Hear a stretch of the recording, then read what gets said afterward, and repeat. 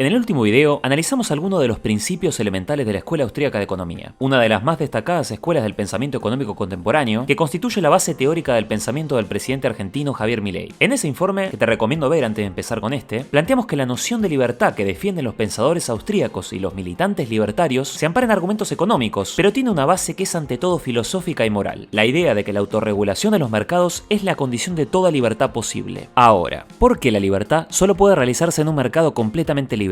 Analizar esto implica deconstruir algunos de los dogmas y supuestos del pensamiento libertario. Estos dogmas, o sea, principios ideológicos que se aceptan como ciertos e innegables pero que no tienen un fundamento empírico objetivo, son muchos, pero en este video nos interesa enfocarnos en cuatro supuestos filosóficos y sociológicos sobre los cuales se articula este pensamiento. Quédate para analizarlos en Política para Millennials.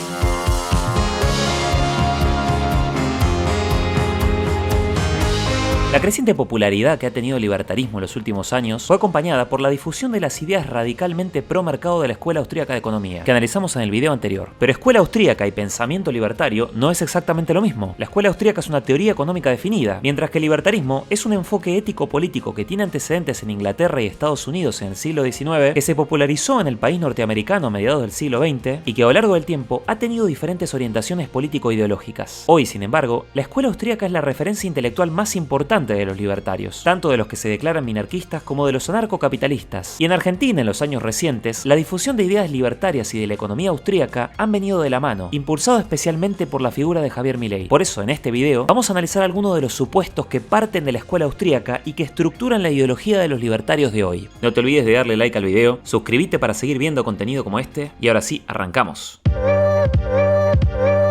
Un principio elemental que los austríacos defienden es que los individuos tienen un derecho natural a la vida, la libertad y la propiedad. No nos vamos a detener demasiado en este principio, que en realidad atraviesa el conjunto de la tradición liberal, desde los llamados filósofos naturalistas. Solo una nota: desde discursos libertarios y de derecha se suele decir que el discurso de los derechos que sostiene la izquierda es puro relato y construcción ideológica. Para mí los derechos son el derecho a la vida, a la libertad y a la propiedad.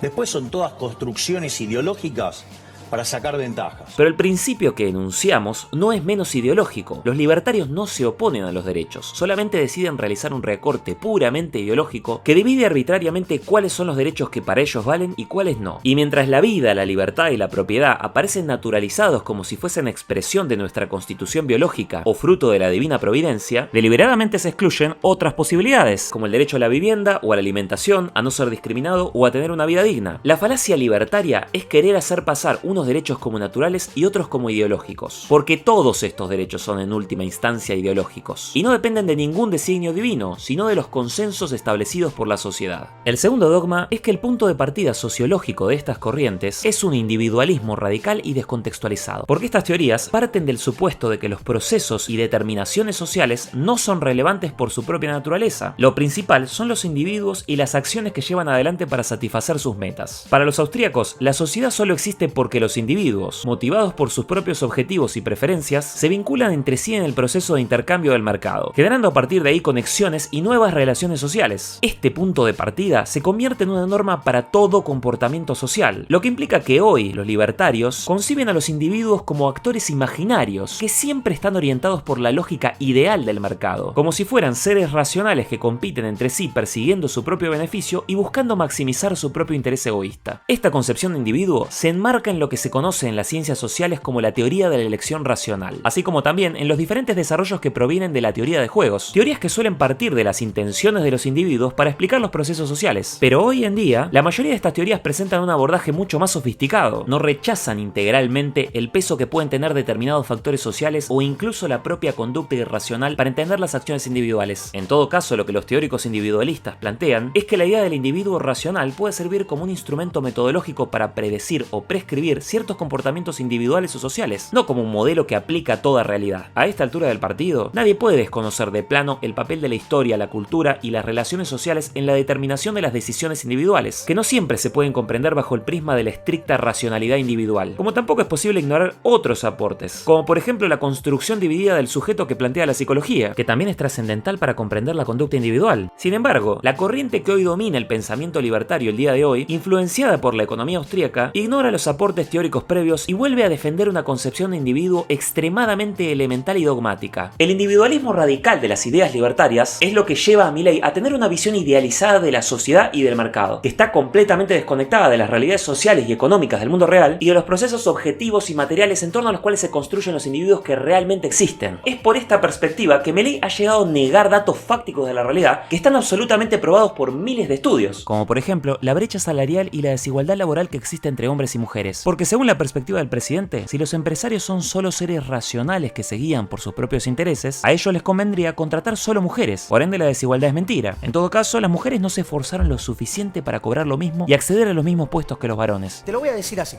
¿vos qué crees? ¿Que un empresario quiere ganar más o ganar menos?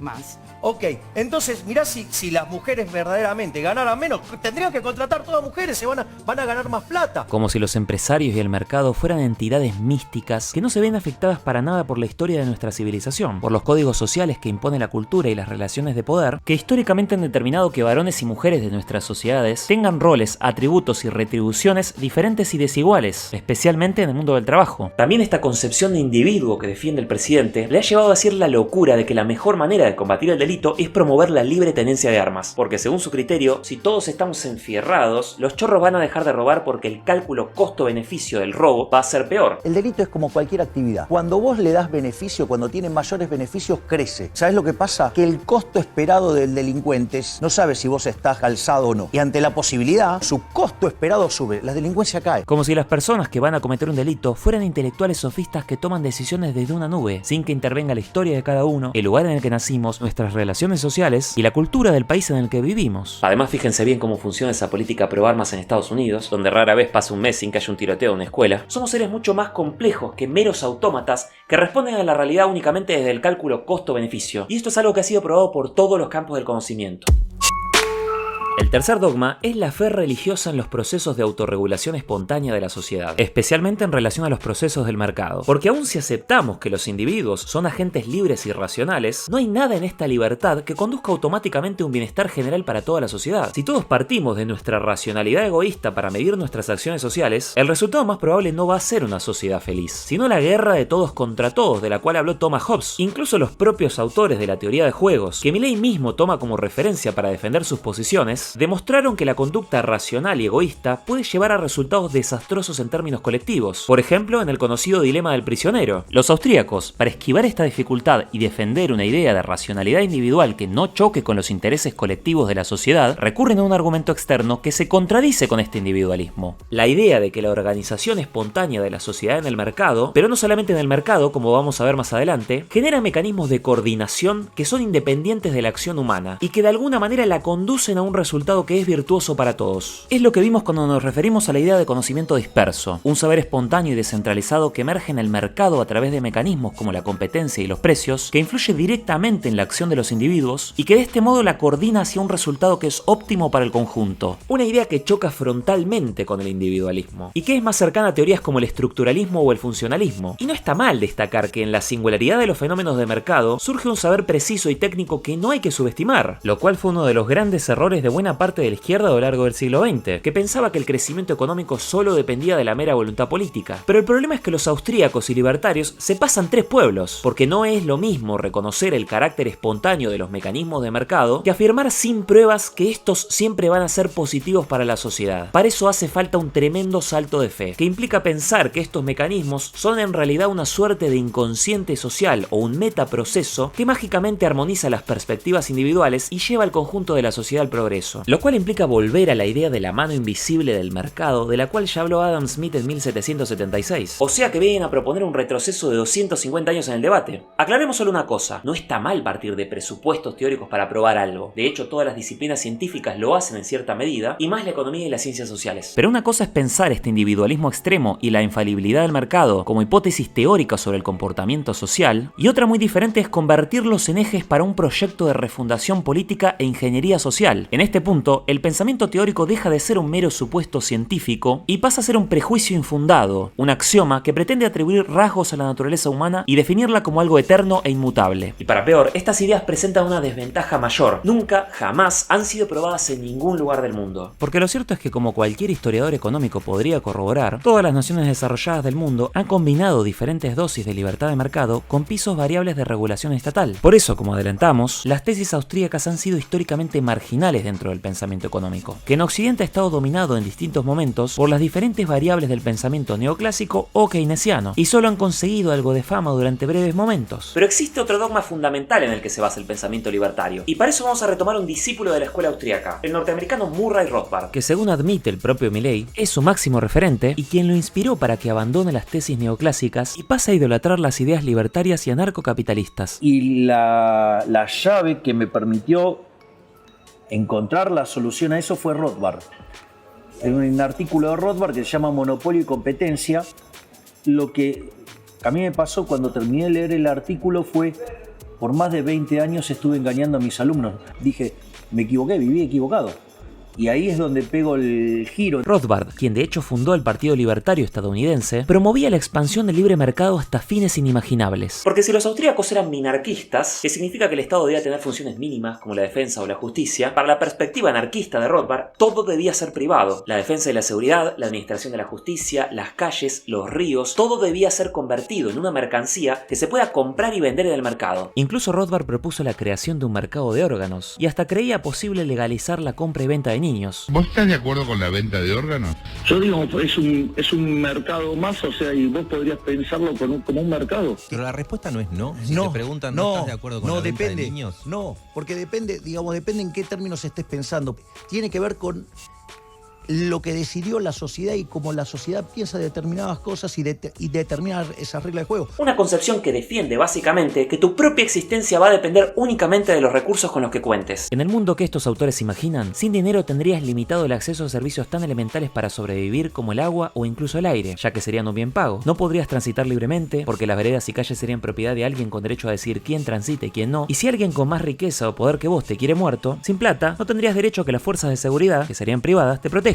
Black Mirror un poroto. Pero Rothbard fue incluso un paso más allá, y en un periodo de su obra impulsó lo que se conoció como la síntesis paleolibertaria, que implicaba una articulación entre estos principios anarcocapitalistas y las ideas conservadoras de la vieja derecha estadounidense. Esto implicaba defender tanto el libre mercado como la autoridad social que imponían instituciones tradicionales como por ejemplo la familia o la iglesia. Porque si, como dijeron los austríacos, la sociedad es un orden que surge de manera espontánea y descentralizada a partir de la acción libre de los sujetos, y el Estado es una institución que impone la coerción y viola los derechos de los individuos, de lo que se trata para Rothbard es de reforzar las instituciones que nacen libremente de la sociedad civil, para que puedan actuar de contrapeso frente al poder del Estado. Estas instituciones pueden ser profundamente autoritarias, pero eso no importa, porque para Rothbard es ahí y en el mercado donde se expresa la conducta humana entendida como libre, porque teóricamente son asociaciones libres. En los papeles uno puede abandonar su familia, abandonar su religión o irse de la empresa en la que trabaja. Lo que no se puede hacer, según el autor, es abandonar el Estado, porque el mundo está controlado por los Estados-nación. Por eso el cuarto y último dogma que nos deja todo esto, que aparece de manera más o menos velada en todo el pensamiento libertario, es pensar que las desigualdades y jerarquías sociales no son un mal que hay que tolerar, sino algo que es perfectamente natural y que es positivo para la sociedad. Afirman que es algo espontáneo y natural que unos manden y otros solamente obedezcan. Lo que es abominable es intentar limitar o corregir esa desigualdad fundamental. Existen personas aptas y no aptas para este mundo. Que vos estés en el primer grupo depende en gran medida de tu posición económica, pero no solamente, también depende de tus características sexogenéricas, tu etnia, raza o religión. Porque Rothbard incluso ha llegado a afirmar que fenómenos como la discriminación o la segregación racial no son condenables en términos éticos. Si los miembros de una colectividad definen que en la escuela de sus hijos no quieren que asistan personas negras o judías, esto para el autor es una decisión perfectamente legítima y defendible. Lo que está mal para él no es la segregación, sino que el Estado intervenga para corregirla. Y esto aplica para todos los grupos e instituciones sociales, en especial el mercado, donde los fenómenos de concentración de la riqueza de unos pocos a expensas de todos, que derivan en el surgimiento de grandes monopolios, para Rothbard no solo no son condenables, sino que son encomiables. Porque según él, si una gran corporación absorbe o hace quebrar a su competencia hasta lograr alcanzar una posición dominante del mercado, siempre y cuando no haya recibido ayuda del Estado, hay que celebrarlo, porque según él, esa empresa llegó hasta ahí porque logró mejorar la relación calidad-precio y ha logrado ofrecer productos que son del gusto del consumidor. Además, según él, en un mercado libre estas empresas van a estar limitadas, porque si el monopolio aumenta sus precios por encima de los costos de producción, esto va a incentivar a otros a ingresar al mercado y competir con esa empresa, lo que eventualmente va a limitar su poder de mercado. Así que ya saben, chicos, seguro que si rompen el chanchito y ponen un negocio de envío de mercaderías van a poder competir con Mercado Libre. O tal vez pase esto. Cómprenlo, muchachos.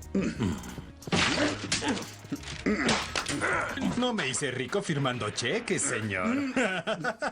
Esta concepción pro monopolios es abiertamente defendida por Javier Milei, que en diferentes ocasiones dijo que estos grandes empresarios son héroes y benefactores sociales. Por ejemplo, cuando intentaba humillar a Johnny Viale, quien curiosamente hoy es su fan número 1. Pero hay posiciones dominantes, No, pero pará. Javier. ¿Sabes qué? ¿Sabes lo que estás diciendo? Es una burrada, Johnny. Entonces, digamos, a ver, el problema No hay es el posiciones siguiente, mirá.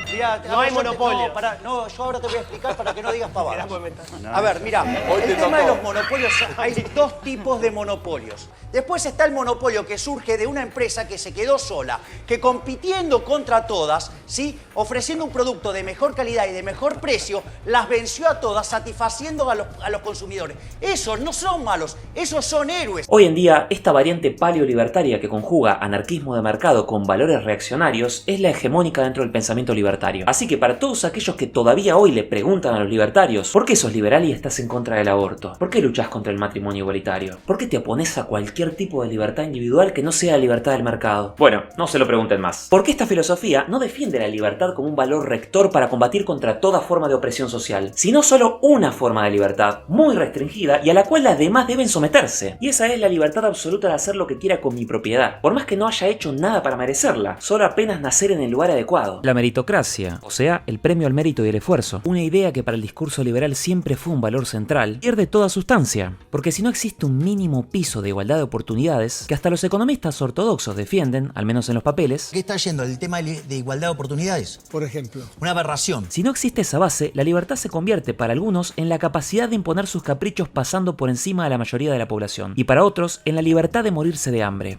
También podés elegir que Morirte si de querés hambre. morirte. Y claro. Por eso para las teorías libertarias los valores religiosos, ultraconservadores y autoritarios pueden ser un gran ordenador moral que permita dar un sentido cultural y espiritual a las desigualdades naturales que se consolidan en el mercado y en las instituciones sociales tradicionales, haciéndonos creer que estamos destinados por evolución natural y designio religioso a aceptar nuestro lugar, a no protestar y a rendirnos ante la certeza de que nuestro objetivo es agachar la cabeza y servir al que tenemos más arriba. Y por eso no es casualidad el componente mesiánico de este discurso, que llega a su máxima expresión con un presidente que dice haber hablado con Dios. En términos ideológicos, la Libertad Avanza ha logrado darle un sustento político a estas ideas, articulando a defensores acérrimos del libre mercado con teóricos ultraconservadores y apologistas de la última dictadura militar. Porque como bien reconstruye el estudioso de las derechas Sergio Morresi, las diferentes derechas argentinas que históricamente habían estado divididas en una vertiente liberal conservadora y otra que era nacionalista y reaccionaria, atravesaron un proceso de fusionismo que implicó un diálogo y aprendizaje entre las diferentes fuerzas de derecha, que al calor de los procesos políticos de la Argentina reciente, fueron confluyendo en una nueva gramática común, adoptada como bandera por el partido que hoy gobierna en nuestro país. Ahora la pregunta es, ¿en qué medida estas ideas se plasman en las medidas concretas que Milei intentó implementar en el gobierno? Eso lo vamos a intentar responder en el próximo video, así que suscríbete para verlo cuando salga y para poder seguir discutiendo y comprendiendo cuáles son los alcances del proceso político que hoy estamos viviendo en Argentina. También en futuros videos vamos a seguir profundizando el estudio de las extremas derechas contemporáneas, no solo en Argentina sino a lo largo del mundo, así que quédate atento al canal. Y hasta acá llegamos. No te olvides de ese like que ayuda muchísimo para que este video pueda llegar a más personas. Puedes estar muy atento a los comentarios, así que deja acá abajo qué pensás sobre todas estas ideas, cómo fue posible que lleguen a nuestro país o qué futuro le ves al actual gobierno. Gracias por llegar hasta acá, yo me despido y nos vemos en el próximo video.